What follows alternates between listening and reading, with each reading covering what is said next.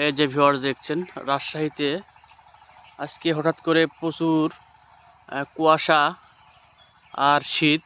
এই যে চারিদিকে দেখতে পাচ্ছেন, এদিকে আরো বেশি কুয়াশা। যে ওইদিকে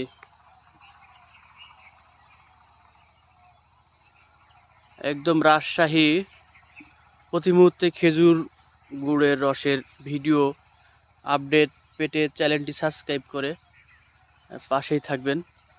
এই যে প্রচুর রস, একদম ঝকঝকে চকচকে খেজুর রস।